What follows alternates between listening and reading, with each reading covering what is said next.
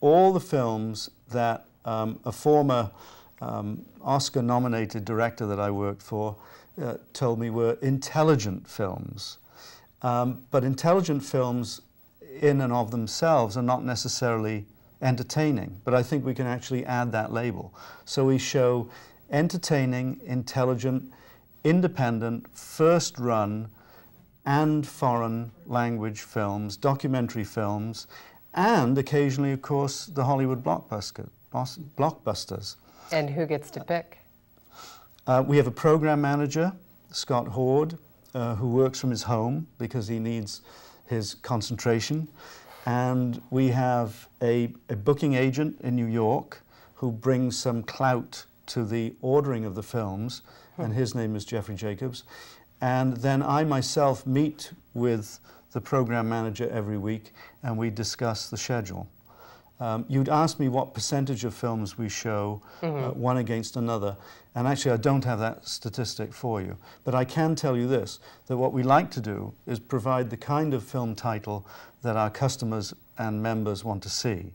So sometimes that might include a Hollywood blockbuster, and that's more likely to happen in the summertime when the audience changes from the people that are residing here in the winter and the people that are here during the summer. So you had Sex and the City in July or August, which was a big commercial film. Is that the kind of film that you would have shown at the Tropic had it been released in February or March? We might not have been able to show it. We might have wanted to show it to satisfy that segment of our membership and the general public who want to see that kind of film. But unfortunately, in the winter months, we just don't have the screen availability. Interesting, okay. And the Tropic Cinema is not just about films. There's a lot else that happens there.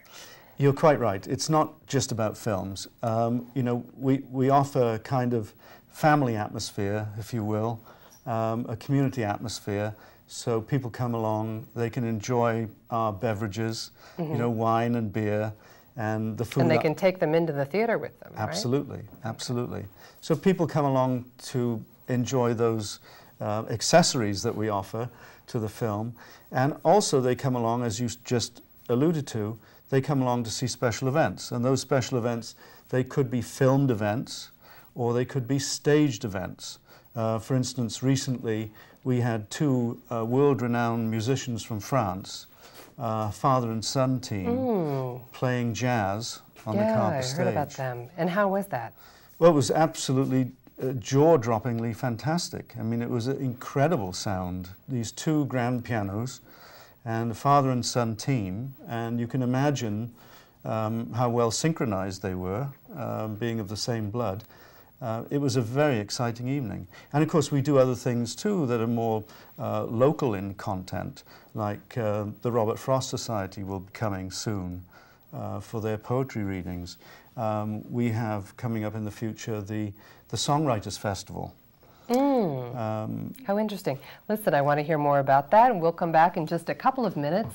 Join us to talk with Mark Slater of the Tropic Cinema.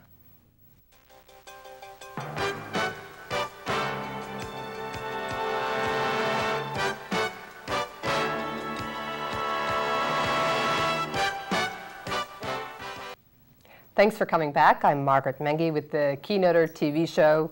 I'm here in the studio tonight with Mark Slater of the Tropic Cinema, and we're talking about the foundings of the Tropic Cinema, of the Key West Film Society, and also the opening of the Tropic Cinema on Eaton Street in Key West, which happened just about 5 years ago. It's just about to celebrate the 5th anniversary. And Mark, we were talking about the kinds of things that, kinds of events that you can go to at the Tropic. It's not just about films, it's about a bunch of other things too. And in addition to the traditional films, you have an opera series that's been running all spring, and you had that last year as well, and you also have a ballet series. Did you want to talk about a few of those things so people have an idea of everything that you do?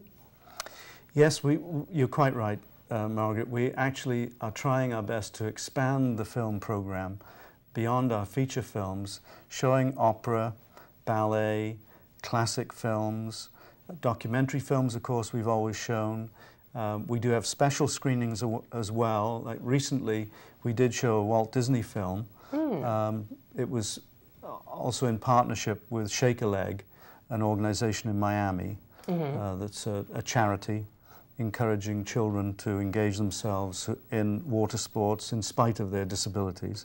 So we did show a Walt Disney film about sailing. Yes, the opera, the ballet, they're absolutely first-rate productions. We have a good following for them. Are there really enough opera fans in Key West to support that series, and same with the ballet? Certainly in the wintertime there is, okay. Yes. Probably not in the summer, but certainly in the winter.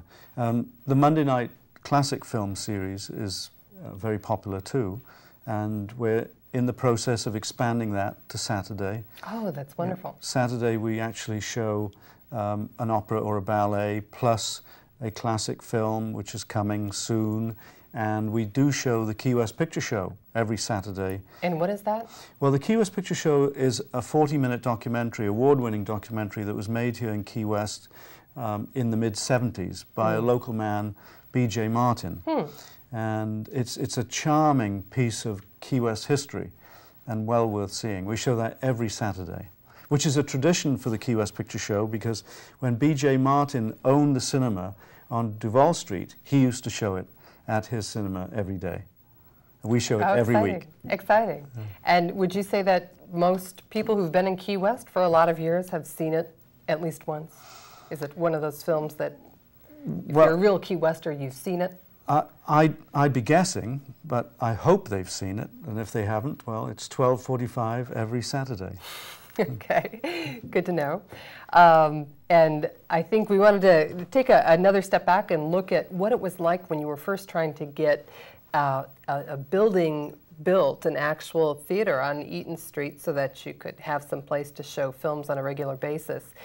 Can you give viewers an idea of how much money had to be raised? It must have been an enormous sum. It must have seemed like an enormous feat to get all of that together. Was it millions? Well, it stands today at, in very rough figures, it stands around $2 million. 10,000 square feet are devoted now to what will soon be 4 screens. And the actual fundraising took place in the early part of this decade and the early part of this century. And you know, after the Key West Film Society started, and they found that they had customers for this quality filmed product, it evolved into what you see today.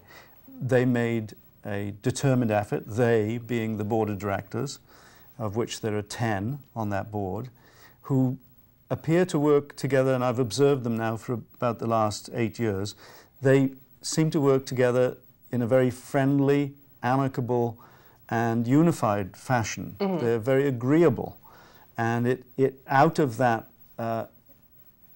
sort of unity evolved the idea to look for space, which was eventually found at 416 Eaton Street, look for that space, and then raise the capital to build the cinema, which they did in 2004. It was completed, and at that time I think the capital expenditure was probably around, you know, $1.5 million or more, and the addition now, the 4th screen, is adding another $400,000 or $500,000 to the value of that property. The capital was not only privately raised, but it was also contributed.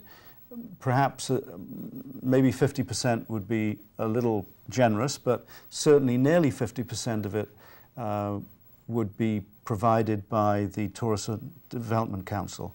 The Tourism Development Council saw the benefit of adding this cinema to the downtown area as a facility not only for the residents but for visitors too. And we have had visitors coming to the cinema who've walked in and said, wow, we don't have anything like this in our hometown.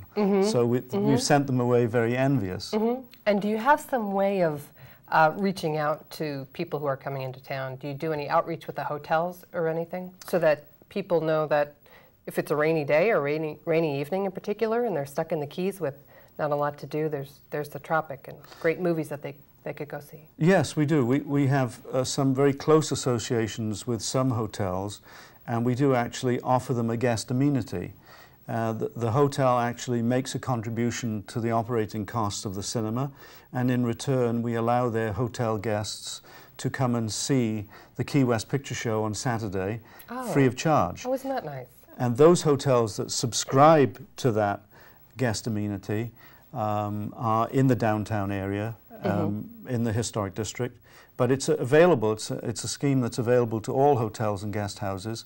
If they would all like to take advantage of it, we'd love them to. And some hotels actually do give tickets away to their hotel guests as a bonus, and they come along and they see one of our fine feature films. Wonderful, wonderful. And what lies ahead for the Tropic Cinema? What are the long-range plans? The long-range plans are that we will continue to operate thanks to the generosity of the community, who actually support us by coming to see the films, and they become subscriber members, which means they make a tax-deductible charitable contribution to the non-profit organization known as the Key West Film Society, and they actually keep us in business because long-term we need those subscriber members to stay with us. The actual revenue that we derive from the box office is only about a third. And I want to thank Mark Slater for being with us today, and thank you for watching the Keynoter TV show. Have a wonderful night.